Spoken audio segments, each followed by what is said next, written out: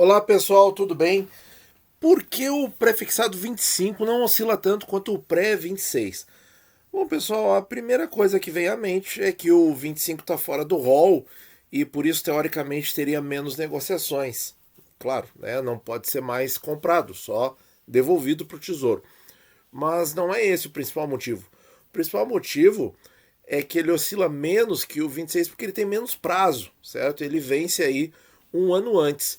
Então, quanto mais próximos do momento presente, menos qualquer prefixado vai oscilar. Então, o prefixado que oscilaria menos de todos seria o pré-22, que algumas pessoas ainda detêm, que ele tem aí alguns meses para o vencimento, certo?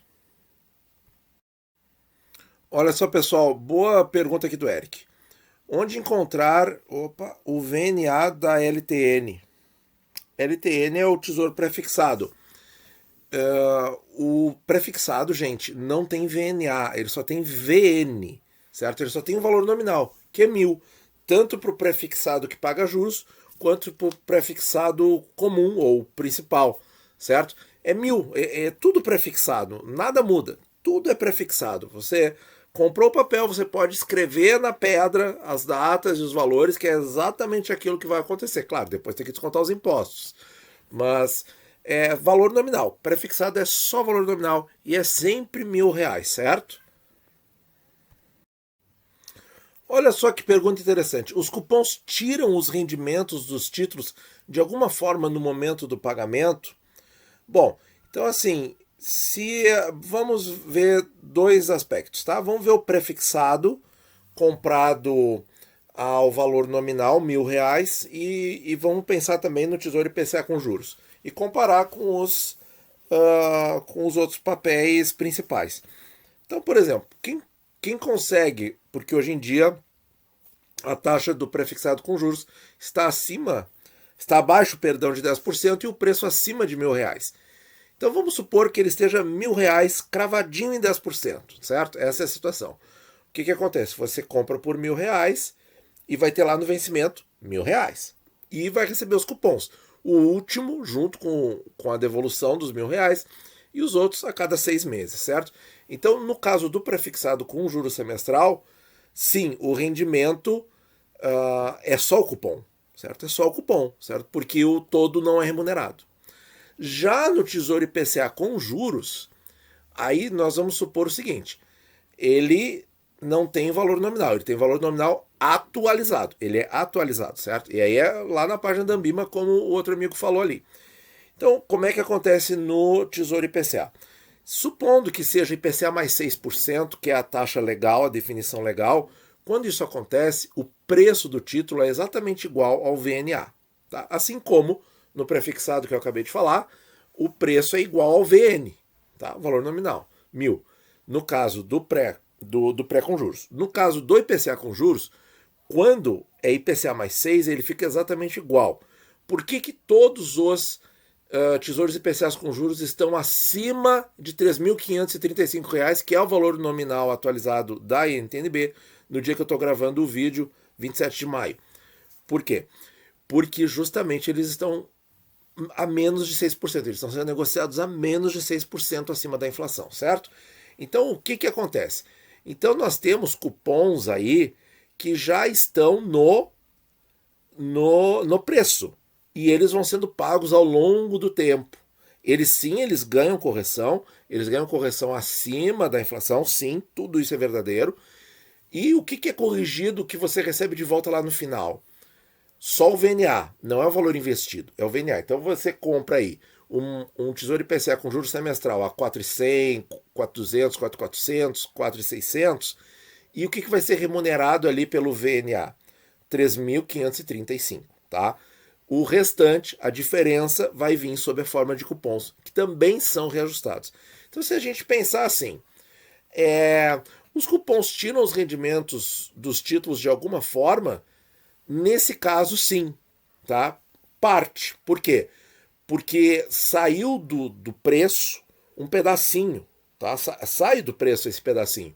E aí, o que fica remunerado até o final? O VNA, que é o que a gente vai receber no final de um Tesouro IPCA com juros. O que não quer dizer que o investimento seja ruim, certo? Só quer dizer que você vai receber uma rentabilidade antes, sob a forma de cupom semestral, cupom de juros, tá?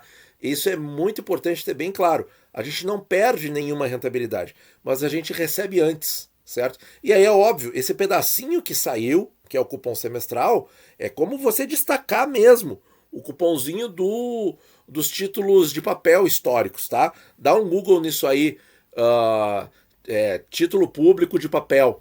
Aí vocês vão ver em imagens, né? Vai lá, Google Imagens. E você vai ver várias fotos muito interessantes, tá? De como eram esses papéis antigamente. Você ia no banco, resgatava, e aí a pessoa retirava o cupomzinho ali, te devolvia o restante do documento e lhe pagava o juro, certo? Então veja só como eram as coisas noutros tempos. Tá? Hoje em dia tudo é eletrônico, nada disso. Só que a analogia é muito válida, porque aquele cupomzinho de papel que saiu dali do seu documento, né, ele é exatamente o que acontece hoje em dia com os tesouros IPCAs com juros semestrais. E aí cabe a você, se o seu planejamento é aumentar o patrimônio, você reinvestir os cupons. Por isso que eu gosto dessa modalidade, e acho que ela tem que estar na carteira de todo mundo, porque você vai pegar taxas diferentes ao longo do tempo, no futuro, certo? E não impede de você crescer o patrimônio. De forma alguma, ele permite que você cresça o patrimônio. Você só tem que reaplicar. Então, assim, se você quiser entender assim, como assim aquele pedacinho que você recebeu sob a forma de juro e não ficou mais rendendo lá, se você pegar e gastar, aí sim, tirou um pedacinho da rentabilidade. Aí para isso tem que ser o IPCA principal se você for gastar. Agora, se você for reaplicar, eu vejo na verdade isso aí como uma oportunidade de conseguir uma taxa diferente ou até um papel diferente, certo? Olha só, pessoal. Jorge, comprei 23, acho que é o pré-23, lá em 2017 a 10,30%. Qual recomendação? Recomendação, Jorge, a gente não pode fazer, tá? Mas o que eu posso dizer assim, ó? 10,3. Vamos ver quanto que está a taxa desse papel para resgate hoje. Bom, então aqui para vocês verem a data, 27 de maio, são as taxas do período da tarde, após o meio-dia. 10,3 o amigo tem e a taxa de negociação para o resgate 6,91. O que a gente pode afirmar? 10,3 é uma taxa muito boa, cobre aí qualquer variação de inflação, com certeza. E, bom, tem um ganho de marcação a mercado. A decisão é puramente pessoal. É um papel que dá para manter e é um papel que dá para resgatar na marcação a mercado também, certo? Porque vamos ver o seguinte, o vencimento dele está bem perto, então a gente não vai estar abrindo mão. Você vai estar abrindo mão de uma rentabilidade de 10% ao período, né? Todo período anual, sim, vai estar abrindo mão quando a gente faz esse resgate. Mas, pensando por outro lado, defendendo o argumento de realizar o lucro, o ganho da marcação a mercado, nós temos aí metade de 2021 e 2022 inteiro ainda por vencer, certo? Porque é 1º de janeiro que ele vence. Então tem 1 ano e meio. Você vai perder 1 ano e meio, certo? Que, de certa maneira, vai estar compensado pelo ganho da marcação. É muito pouco tempo, certo? E esse papel, se fosse um Tesouro IPCA, o Tesouro IPCA, como ele percorre, né? Ele vai atrás do VNA e esse VNA, o valor nominal, é sempre atualizado, certo? Todos os dias pela Anbima e todo mês pelo Tesouro Nacional. Então, valeria a pena continuar num IPCA, certo? Agora, num prefixado que você sabe que é 1.000 e você julga que R$ 898, tá bom que ganhar R$ 100 em cima desses 898, esperar 1 ano e meio para isso não tá valendo a pena, ok, realize o ganho da marcação no mercado. Acha que vale a pena ficar? O que eu posso dizer? A rentabilidade é boa, você vai ter 10,3% ao ano desde 2017. Isso aí é maravilhoso, não tem como isso aí ser ruim, certo? Então, assim, ó, elementos para pensar. É o que eu posso fazer aqui no canal, certo? Eu posso dar elementos para você pensar, mas eu não posso recomendar absolutamente nada. Bom, pessoal, vamos então concluir com essa pergunta aqui, ó. A Vládia disse para nós que esse vídeo começou a clarear algumas coisas. Oh, legal, hein? Mas ainda não faço ideia de como fazer comparativos. Vamos tentar ajudar então. Por exemplo, qual seria o melhor investimento hoje entre Tesouro Prefixado 31 semestral versus IPCA 30 semestral versus LCI, Letra de Crédito Imobiliário, semestral 3 anos? Para quem deseja investir para ter renda passiva, não para reinvestir.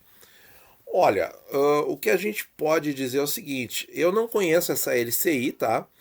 Mas com certeza o título público é mais seguro, tá? Isso aí não tem questão, porque título público emitido na moeda do próprio emissor não tem risco, certo? O risco é zero.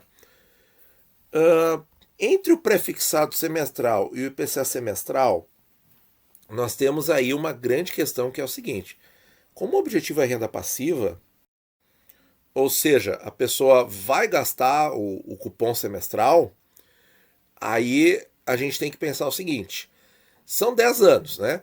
Tanto um quanto o outro. Um vence em agosto de 2030, outro vence em 1º de janeiro de 31, que dá uma diferença de 3 meses e meio. O 31 tem um cupom a mais, tá? Isso aí a gente tem que dizer, tá? Ele tem um cupom a mais pelo fato de ele entrar no outro ano, tá? Ele tem um cupomzinho a mais, mas isso aí é praticamente irrelevante. O que importa aqui? O que importa é o seguinte, pessoal: 10 anos de inflação no Brasil não é brincadeira, tá? Então, assim, tem pessoas bastante otimistas com a inflação. Não sei se seria a melhor palavra otimista com a inflação, porque na verdade eles estão pessimistas com o crescimento econômico, né? Então, que o crescimento econômico vai continuar muito lento, a economia vai continuar com muita morosidade e não vai gerar pressão inflacionária suficiente, certo? Porque as pessoas ainda não vão estar com emprego, não vão estar conseguindo fazer as coisas, certo? Então tem várias pessoas, vários economistas que estão pensando isso e não vem uma pressão inflacionária de longo prazo. Mas assim, 10 anos é tempo, né, gente? Se a gente for lá na calculadora do cidadão e ver a inflação de mais ou menos 10 anos, dependendo do mês, esse número vai dar algo de 60% a 70%. E aí é uma questão muito séria, porque se a gente pega um prefixado para viver de renda passiva, eu não sei, eu tenho muito receio, certo? Nesse período todo, porque o principal que eu digo é o valor do que você recebe lá no fim, tá? Quando você investe um dinheiro, recebe os juros ao longo do tempo e no final você vai receber o principal de volta, certo?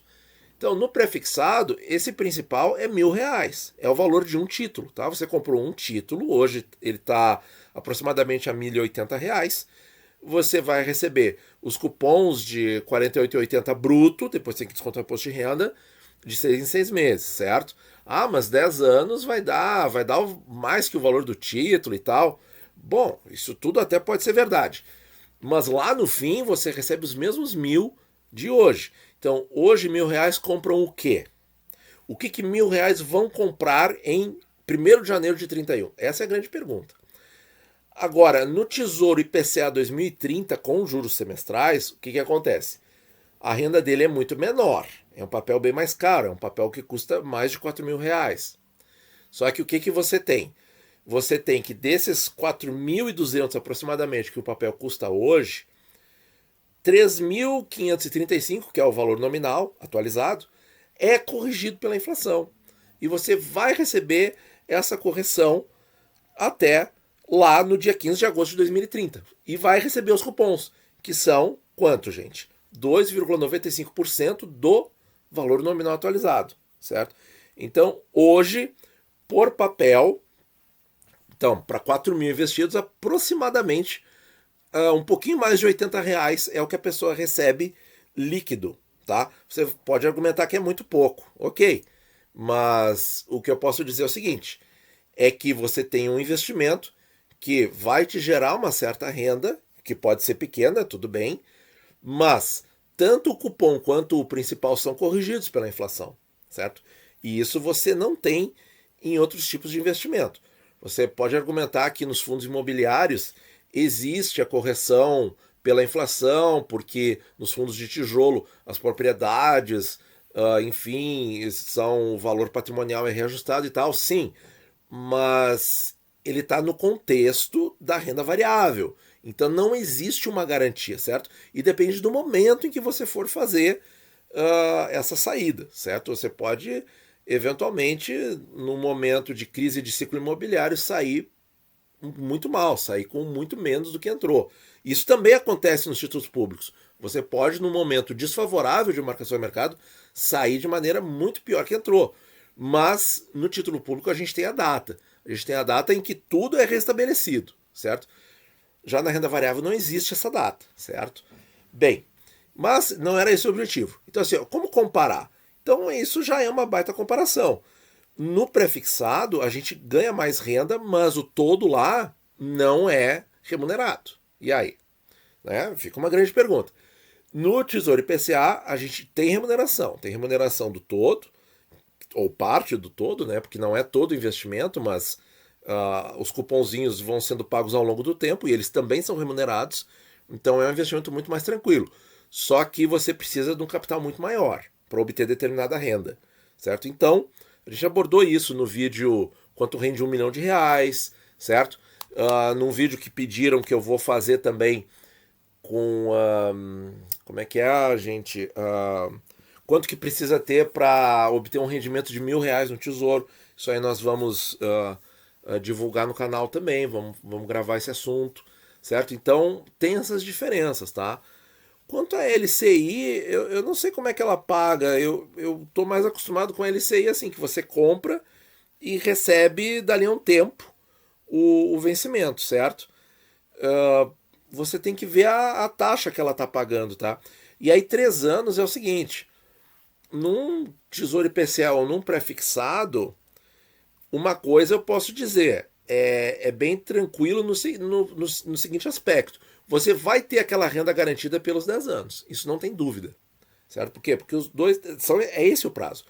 Já na letra de crédito imobiliário, em 3 anos você vai ter que buscar outra para comprar de novo. E aí a gente corre o quê? O famoso risco do reinvestimento. A gente pode não encontrar uma LCI com esse prazo, que isso já é uma grande questão, e a gente pode encontrar uma LCI, de repente com esse mesmo prazo, mas com uma taxa completamente diferente, que pode ser muito pior ou muito melhor. É um risco que a gente já vai ter que correr em 3 anos. Então quer dizer, não tem muito tempo de renda tranquila. Não tem, certo? Então assim, mas eu não conheço essa LCI, tá? Para falar sobre rentabilidade ou para olhar a segurança do Banco Inter, isso eu recomendo que você faça no site www.bancodata.com.br.